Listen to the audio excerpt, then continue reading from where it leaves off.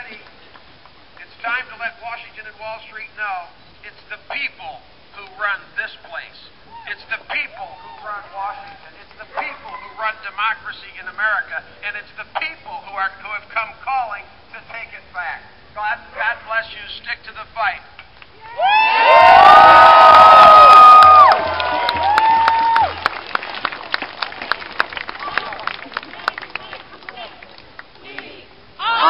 The 99%. We are the 99%. We are the 99%. We are the 99%. Welcome home, ladies and gentlemen. Welcome home. The mayor has it right. This is America. This is what we grew up believing in, but this is not what we got. Yeah. So we're going to do the one thing that we know we can do. We are going to stop the corruption. We're going to stop the fraud. We're going to stop the unlawful activity that's being perpetrated on each and every one of us.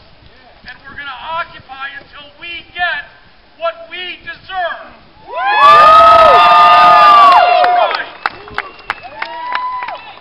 The Lawyers Guild has asked me to give out their phone number if any of you are in need of them.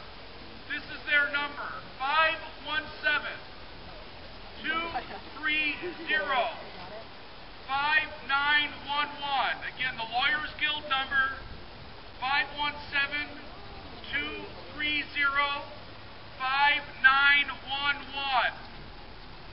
Now, our next speaker is a true activist, has been to Wall Street, was the first female arrested for the cause of justice for each and every one of us. Woo! Ladies and gentlemen, I give to you Kat Sluka.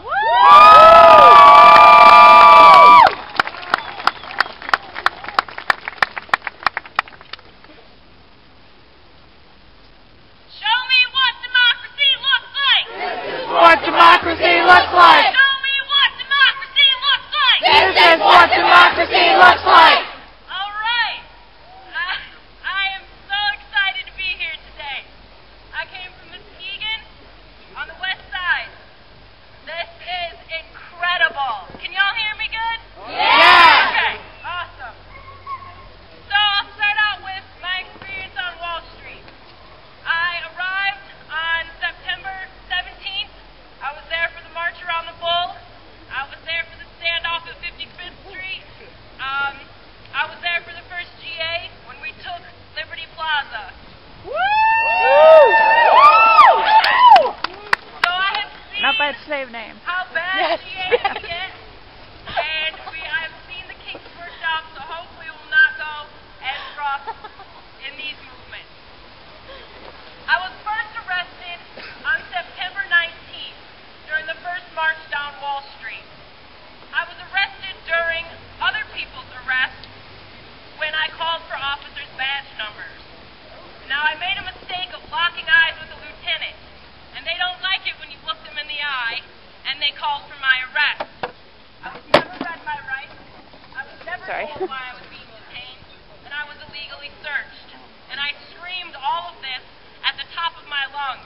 You can YouTube it.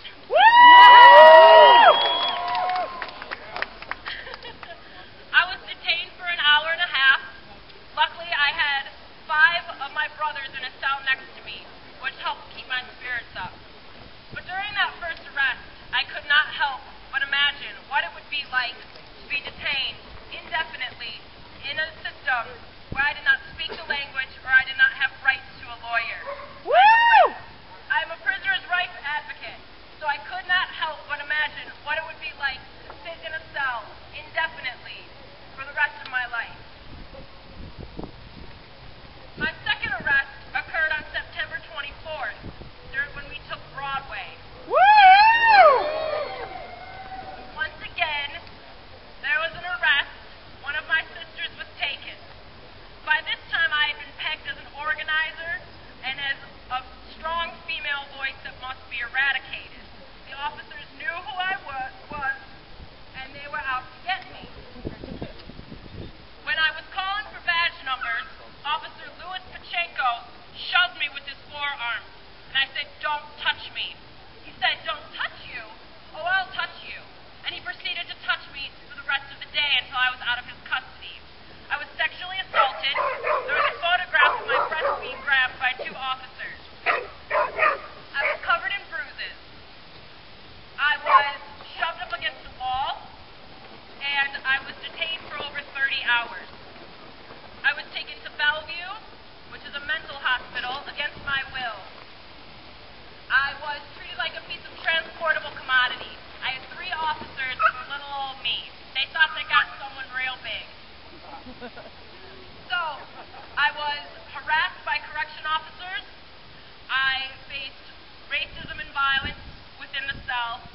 I did not handle this well, this arrest. I'm a survivor of domestic violence, and it brought it all back. So I do urge you to keep in mind, when you choose your level of involvement, at what exactly you are getting into, because it can be terrifying.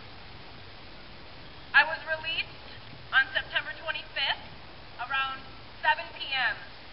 My brothers and sisters were waiting for me in the courtroom. I have an amazing lawyer, so I had support. But it did not go without taking a toll on my human spirit. That was only about 35 hours of my stay on Wall Street, the first 9 days. The rest of the time, I was elated. I was ecstatic. I had never experienced anything close to that much human spirit and potential for change. Every day we marched, we organized, we spoke, we demonstrated, and we loved and healed each other.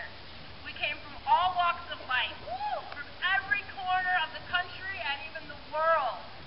It was incredible. It was the largest feeling of solidarity I could ever imagine. And I am ecstatic to share this with people in Michigan. When I was on Wall Street, every chance I got, every reporter, anytime I could, I said I am from Muskegon, Michigan, a city that had the highest unemployment in the country a few years back, and I will represent that city until my last breath, just like we will represent this state, because Michigan knows hard times. When you leave this state and you speak to people in the rest of the country and you say, I am from Michigan, their ears perk up. They know that we know hard times. This is a state that capitalism has abandoned. And this is a time where the people need to come together and demand a change.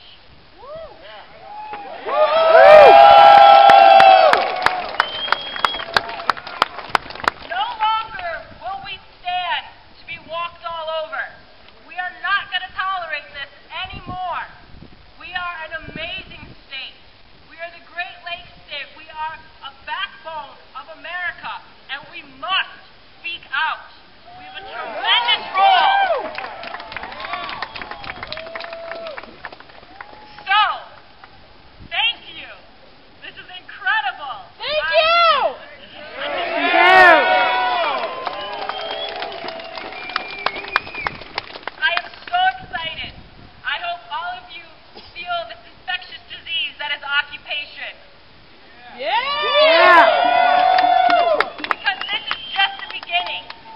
We are rallying, we are marching, we are demonstrating, we are doing what our foremothers and fathers have paved the way for us to do, and we are not going to be stopped. We are turning off the computer and the TV, and we are assembling, and this is what democracy looks like.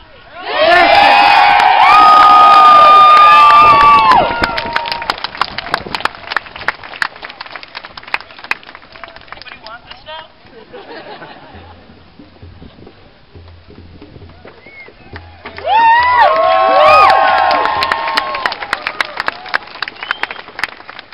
An amazing testimonial. Ladies and gentlemen, we will not leave anyone behind. Not one worker, not one nurse, not one auto worker, not one pipe fitter, not one utility worker. We will not leave anyone behind. Not one babysitter, not one mother, not one father, not one brother, not one sister, not one mother or one father. Everyone has access to this democracy. It is my pleasure to present your next speaker. Joining us now is Bruce Phelps. Bruce is a progressive from Rochester. That propose and write legislation that benefits Alex corporate members and screws all of us. Legislators only $50 a year to belong to ALEC, and some of Michigan legislators, you and I, have even paid for their membership. We've paid for the privilege of getting screwed by the people that work in this building behind us. There are over 2,000 state legislators that belong to ALEC and over 300 corporations that pay most of ALEC's operating budget. probably think that legislation is conceived and written in the Capitol. You'd be wrong. Much of the legislation that you've seen that is meant to suppress voting in Michigan and across America is proposed and voted on behind closed doors at Alex Task Force meetings during blind dates between our legislators and corporations. Isn't that fascism? I think so. And the corporations have a veto power over any legislation that comes out of the Alex Task Forces. Our Secretary of State, Ruth Johnson, just held a press conference announcing her legislative agenda to make it harder to vote in Michigan. Yes, she wants to have no reason absentee ballots, but you'll have to go to the clerk's office in person and show your ID. If you want to get an absentee ballot, they are systematically making it harder for historically Democratic constituencies to vote all across the country because they know they can't win based on their ideas. The only way they can win is to make it harder for minorities, students, and other Democratic constituencies to vote. Do you think it's a coincidence that there's been an epidemic of far right-wing legislation taking away collective bargaining rights from Wisconsin to Michigan to Ohio to New Jersey to Florida? No. In April of this year, a whistleblower came forward and exposed over 600 pieces of Alex model legislation. So we can now compare Alex model legislation with what's actually coming out of the House of the legislature in Michigan. This is really hard to do. That's not how our democracy was envisioned by our forefathers. Corporations are not people.